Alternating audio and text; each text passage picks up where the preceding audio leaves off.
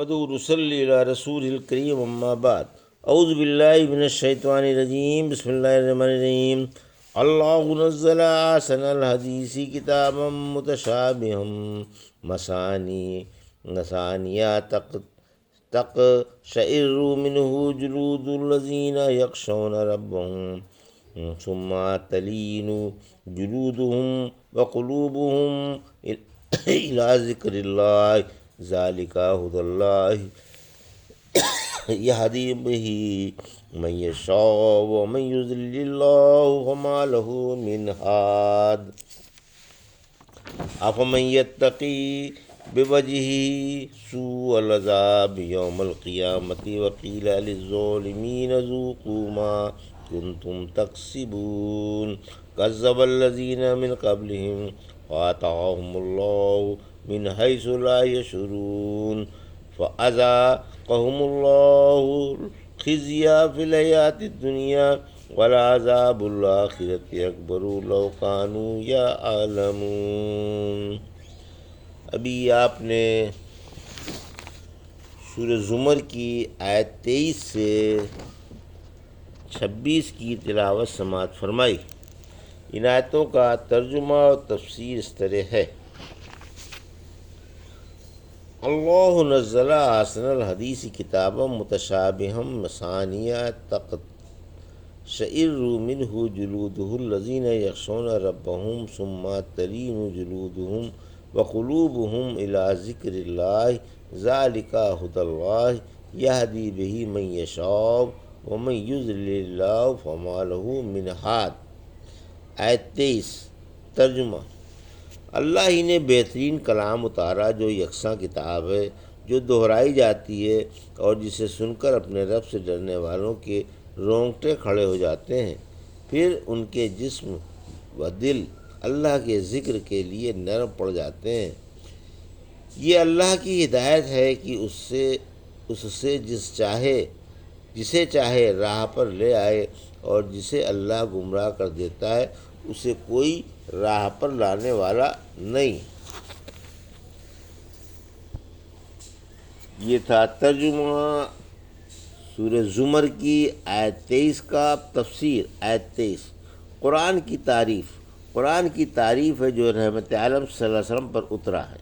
احسن الحدیث سے قرآن مراد ہے جو سارا یکساں ہے اور بار بار پڑھا جاتا ہے، یعنی آیت سے آیت اور حرف سے حرف مشابہ ہے۔ مثانی یعنی ایک بات کو بار بار دہرانا تاکہ لوگ اچھی طرح سے سمجھ لیں، لہذا قرآن ذہن نشین کرنے کے لیے ایک ہی مضمون کو کئی بار جدید اندازوں کے ساتھ بیان کرتا ہے، یا اس میں احکام کے ساتھ ساتھ معاملات بھی ہیں، یا ایک صورت کے حروف و آیات دوسری صورت کے حروف و آیات سے مشابہ ہے، یا مٹھاس کی وجہ سے بار بار پڑھا جاتا ہے، یا اس میں انبیاء کے واقعات بار بار دہرائے گئے ہیں، یا ہم معنی آیتوں کو متشابہات اور ضد کے ساتھ بیان کیے جانے والے مضمون کو مثانی کہا گیا ہے، مثلا جنت و جہنم کا بیان اور اچھوں اور بروں کا بیان۔ قرآن کے اثرات۔ پھر فرمایا قرآن سن کر اللہ سے ڈرنے والوں کے رونگٹے کھڑے ہو جاتے ہیں اور وہ کانپنے لگتے ہیں، پھر ان کے جسم و دل اللہ کی اطاعت کے لیے موم بن جاتے ہیں۔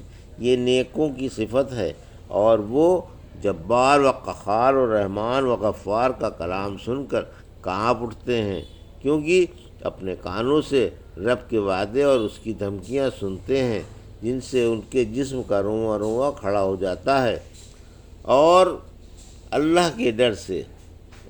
سے ڈر کر لرزنے لگتے ہیں، پھر اس کے رحم کے امیدوار بن کر دل و جان سے اس کی عبادت میں لگ جاتے ہیں۔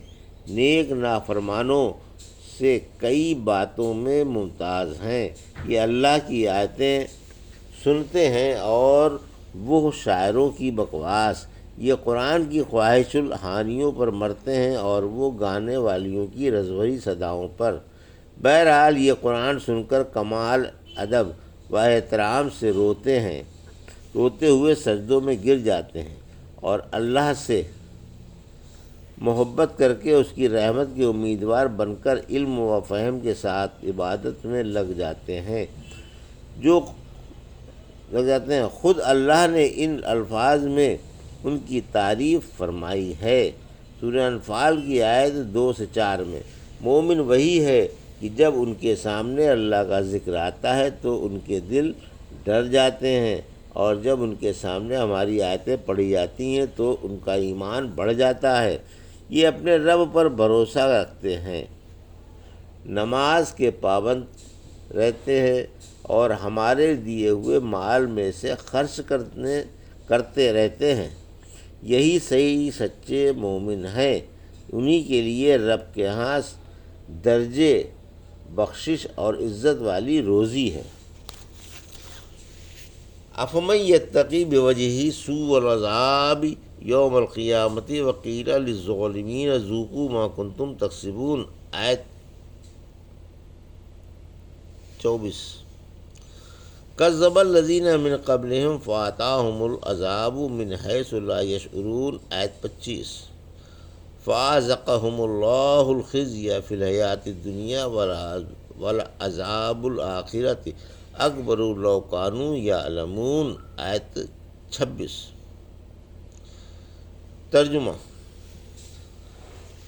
بھلا جو شخص قیامت کے دن برے عذاب سے اپنا چہرہ بچانا چاہتا ہوگا تو کیا یہ اور جو ایسا نہ ہو دونوں برابر ہو سکتے ہیں؟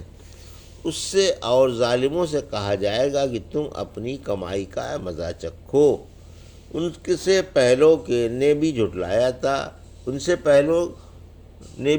جھٹلایا تھا، پھر اس پر اس طرح عذاب آ گیا کہ انہیں خبر تک نہ ہوئی۔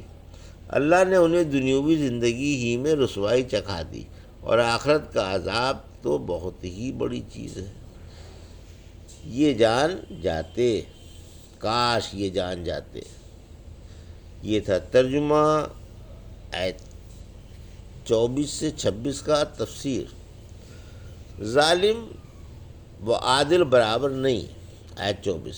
یعنی جو شخص برے عذاب سے قیامت کے دن اپنا چہرہ بچانا چاہ رہا ہوگا، اس سے اور ظالموں سے انہیں شرمندہ کرنے کے لیے کہا جائے گا کہ آج اپنی اپنی کمائیوں کے مزے لوٹو۔ کیا ایسا آدمی قیامت کے دن امن والے آدمی کے برابر ہو سکتا ہے؟ سورہ ملک میں کی آیت 22 میں فرمایا، کیا جو شخص منہ کے بل اوندا چلتا ہو وہ راہ پر ہو سکتا ہے، یا وہ جو سیدھی راہ پر سیدھا چل رہا ہو؟ سورہ قمر کی آیت 48 میں فرمایا، جس دن وہ آگ میں منہوں کے بل گھسیٹے جائیں گے اور ان سے کہا جائے گا جہنم کے چھونے کا مزہ چکھو۔ پہلے جھٹلانے والے تباہ ہوئے، آیت 25-26۔ یعنی ہم پہلی قومیں جنہوں نے انبیاء کو نہ مانا تھا ان کے گناہوں کی وجہ سے تباہ کر چکے، اور انہیں کوئی بھی ہمارے عذاب سے نہ بچا سکا۔ ہم نے انہیں دنیاوی زندگی میں اپنے عذاب کا ذائقہ چکھا دیا اور مومنوں کی آنکھیں ٹھنڈی کر دیں۔ اس لیے آج کے لوگ بھی ہوشیار ہو جائیں، کیونکہ یہ سب سے بڑے رسول کو اور خاتم الانبیاء کو جھٹلا رہے ہیں، اس لیے ان پر بھی تباہی منڈلا رہی ہے۔ ایسوں کے لیے آخرت میں جو عذاب تیار ہیں وہ اس دنیاوی عذاب سے کہیں بڑھ کر ہیں۔ کاش انہیں سمجھ ہوتی اور خاتم الانبیاء کو نہ جھٹلاتے۔ یہ تھا سورہ زمر کی آیت 23 سے 26 کا ترجمہ اور تفسیر جو بھی آپ نے سماعت فرمائی۔ بارک اللہ لی و لکم فی القرآن الحکیم و نفعنا ایاکم بآیات الذکر الحکیم۔